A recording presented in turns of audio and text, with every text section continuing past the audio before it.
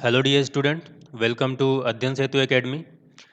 In today's class, we will discuss about the design consideration for cantilever retaining wall, and we also discuss about the design steps for the cantilever retaining wall.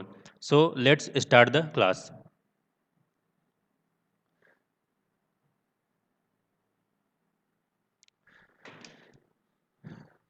First of all, यहाँ पे हम देखेंगे कि dimensioning कैसे करते हैं returning wall के लिए। डिज़ाइन करने से पहले हमें रिटर्निंग वॉल की डायमेंशन सेट करनी होती है। तो वेरियस डायमेंशन हम कैसे सेट करते हैं। तो सबसे पहले होता है depth of returning wall.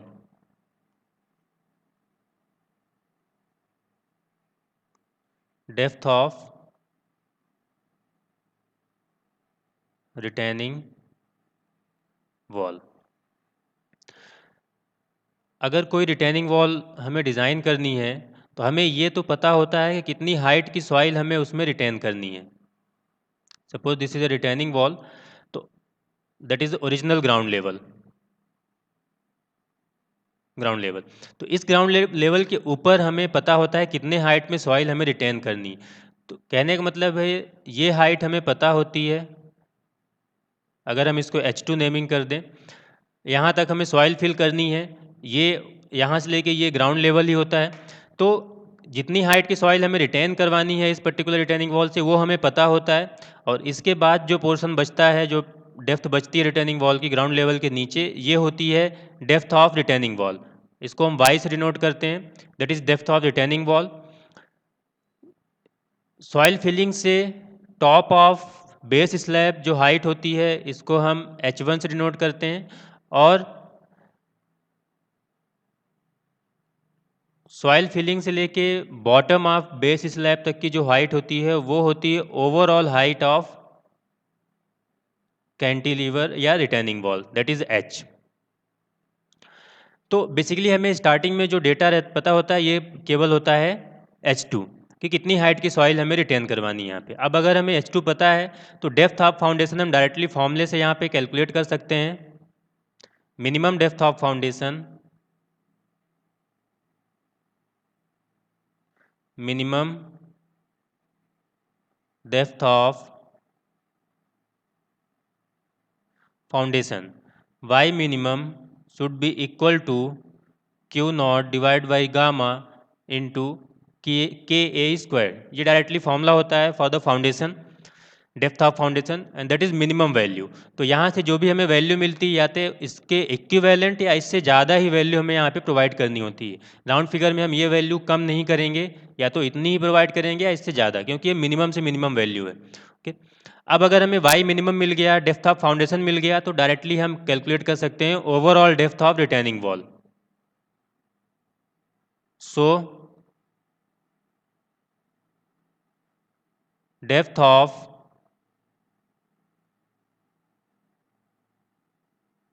retaining wall, capital H will be equal to H2 plus Y minimum।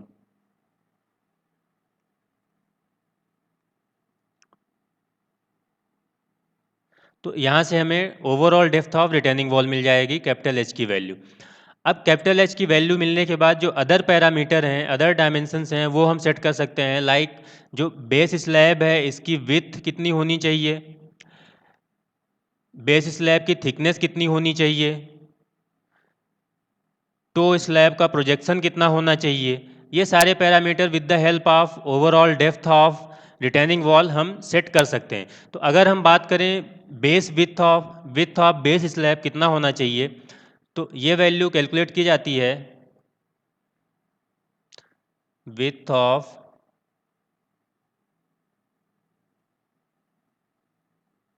Base slab.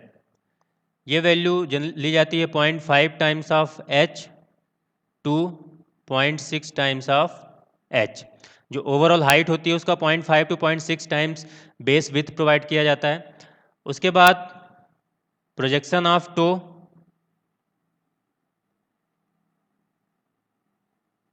Projection of toe slab, ये वैल्यू होती है 0.3 times of B।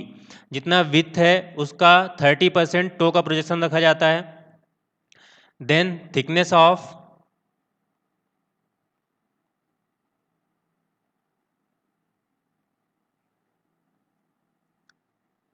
Of base slab, ये वैल्यू होती है HY12, अप्रॉक्सीमेटली HY12 के equivalent provide करते हैं, और इतनी ही थिकनेस होती है स्टेम की, स्टेम थिकनेस एट बेस पे जो स्टेम कनेक्ट कर रहा है उसकी थिकनेस HY12 होती है, जो कि इक्विवेलेंट होती है थिकनेस ऑफ बेस स्लैब। तो जितनी थिकनेस का बेस होगा उतनी थिकनेस का स्टेम होगा at the bottom. Generally cantilever returning wall को हम ट्रेपेजॉइडल शेप में बनाते हैं, तो ये यहाँ से जो पोर्शन है ट्रेपेजॉइडल होता है, तो यहाँ पे थिकनेस कम रखते हैं जनरली, लाइक इस तरीके से। सपोज यहाँ पे ये थिकनेस है, तो इस तरीके से ट्रेपेजॉइडल फॉर्म में कैंटिलीवर रिटर्निंग वॉल को बनाया जाता है। तो यहाँ पे जो थिकनेस होती है वो इक्वल होती है थिकनेस ऑफ बेस स्लैब, और यहाँ की जो थिकनेस होती है वो जनरली रखी जाती है 150 to 300 mm। तो अगर हम बात करें thickness of stem at top, thickness of stem at top, that will be equal to 150 to 300 mm। तो इस तरीके से जो डायमेंशंस हैं, डायमेंशनिंग है, वो हम करते हैं for the cantilever returning wall. तो अब डायमेंशनिंग करने के बाद डिज़ाइन स्टार्ट करना होता है। तो यहाँ पे हम डिस्कस करेंगे about the various design steps for the cantilever returning wall.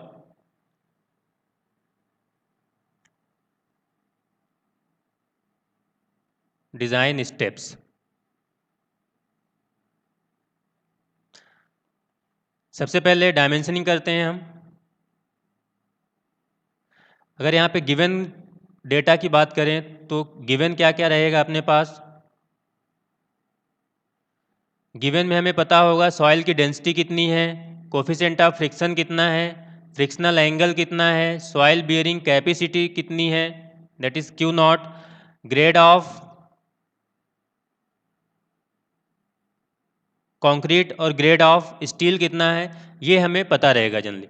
और कितनी हाइट पे, दैट इज H2 की वैल्यू, कितनी हाइट की सॉइल हमें रिटेन करवानी है, H2 की वैल्यू ध्यान देना है, H2 की वैल्यू, ये वाली वैल्यू हमें जनरली गिवन रहेगी।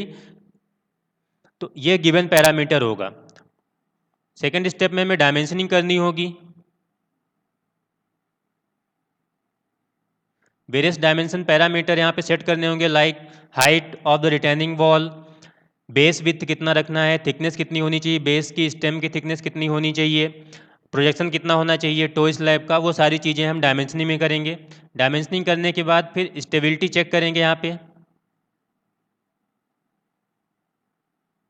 स्टेबिलिटी चेक, अब स्टेबिलिटी चेक में हम दो तरह की स्टेबिलिटी चेक करते हैं। पहला तो ओवरटर्निंग अबाउट टो, दूसरा स्लाइडिंग, और साथ ही साथ यहाँ पे सॉइल रिएक्शन को भी हम चेक करेंगे।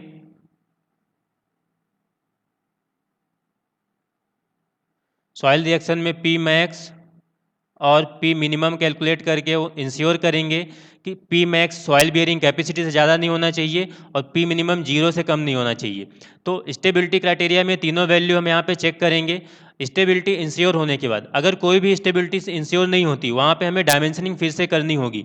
स्पेशली अगर सॉइल रिएक्शन वाला क्राइटेरिया फुलफिल नहीं होता है तो फिर से हमें डायमेंशनिंग करनी होगी, और जो स्लैब की विड्थ होती है उसको फिर से इंक्रीज करना होगा, या वहाँ पे सिचुएशन के हिसाब से काम करना होगा। स्टेबिलिटी इंश्योर होने के बाद फिर एक एक करके सारे पैरामीटर, सारे एलिमेंट जो हैं रिटर्निंग वॉल के, वो हम डिज़ाइन करेंगे। तो नेक्स्ट स्टेप में सबसे पहले हम स्टेम को डिज़ाइन करेंगे। Design of stem,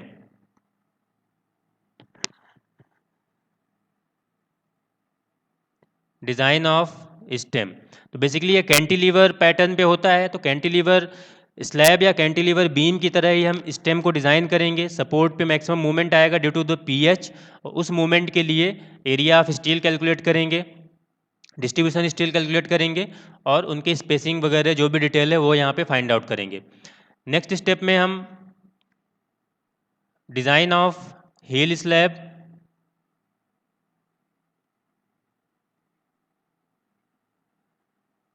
design of heel slab, heel slab को भी एक कैंटिलीवर की तरह डिज़ाइन करेंगे। सपोज ये रिटर्निंग वॉल है, अब यहाँ पे जो हील स्लैब है यहाँ पे हमने फिलिंग कर रखी है सॉइल की, ये टो है। जब हम हील को डिज़ाइन करेंगे तो यहाँ पे दो फैक्टर लगेंगे, दो तरह की लोडिंग आएगी जिसके लिए हम डिज़ाइन करेंगे। एक तो सॉइल रिएक्शन लगेगा डाउनवर्ड अपवर्ड डाउन साइड में इस तरीके से, और दूसरा सेल्फ वेट लगेगा सॉइल का और बेस का, बेस स्लैब का W3 W2। तो सेल्फ वेट डाउनवर्ड लग रहा है और सॉइल रिएक्शन अपवर्ड एक्ट कर रहा है, तो इन दोनों की हेल्प से बेस स्लैब को डिज़ाइन करना है, इन दोनों की हेल्प से बेंडिंग मोमेंट कैलकुलेट करना है इस सेक्शन पे, जंक्शन पे, क्योंकि ये कैंटिलीवर पैटर्न में तो यहाँ पे सबसे ज़्यादा मूवमेंट आएगा। और इसी के लिए, उसी मूवमेंट के लिए फिर यहाँ पे स्लैब के लिए स्टील का एरिया कैलकुलेट करना है, डिस्ट्रीब्यूशन स्टील कैलकुलेट करनी है और उनका स्पेसिंग यहाँ पे डिसाइड करना है। नेक्स्ट स्टेप में टो स्लैब को डिज़ाइन करेंगे, design of toe slab. In the same sense हम यहाँ पे टो स्लैब को भी डिज़ाइन करेंगे, सॉइल रिएक्शन जो लग रहा है अपवर्ड उसके लिए मोमेंट मैक्सिमम जंक्शन पे आएगा, तो यहाँ पे मोमेंट कैलकुलेट करेंगे और इसी मोमेंट के लिए एरिया ऑफ स्टील कैलकुलेट करेंगे, जिस तरीके से बीम और स्लैब हम डिज़ाइन करते हैं। इन द सेम वे ये स्लैब डिज़ाइन हो गए। इंपॉर्टेंट है मोमेंट कैलकुलेट करना, जो कि हम आगे न्यूमेरिकल में देखेंगे किस तरीके से कैलकुलेट करना होता है। ये चीज़ें डिज़ाइन होने के बाद अगर फिर शियर की क्राइटेरिया बन रहा है, अगर F2 की वैल्यू लेस देन आ रही है 1.4 से, तो हमें शियर की देना है, और शियर की देना है तो फिर हमें शियर की डिज़ाइन भी करना होगा। तो नेक्स्ट स्टेप में ये ऑप्शनल है, ये मैंडेटरी नहीं है, ये डिपेंड करेगा सिचुएशन टू सिचुएशन। किसी किसी केस में ज़रूरत नहीं पड़ेगी अगर F2 की वैल्यू 1.4 या उससे ज़्यादा आ रही है, और अगर F2 की वैल्यू 1.4 या उससे कम आ रही है फिर वहाँ पर हमें शियर की डिज़ाइन करना होगा। तो अगर ये केस बनता है, if F2 is less than 1.4, then design of shear की, तो उस केस में हमें शियर की भी डिज़ाइन करना होगा। यहाँ पे जो एक्स्ट्रा वॉल बनेगी बॉटम साइड में वो भी हमें डिज़ाइन करना होगा। लास्ट स्टेप में हमें डिटेलिंग करना होगा, डिटेल में सब कुछ ड्राइंग में दिखाना होगा, डिटेलिंग ऑफ आरसीसी। तो वेरियस पोजीशन पे जो हमने आरसीसी कैलकुलेट किया है उसका डिस्ट्रीब्यूशन हमें डायग्राम के थ्रू दिखाना होगा ड्राइंग बना के। तो ये कंप्लीट प्रोसेस होती है, कंप्लीट स्टेप होती है डिज़ाइन करने के लिए रिटर्निंग वॉल को। That's all for today, thank you.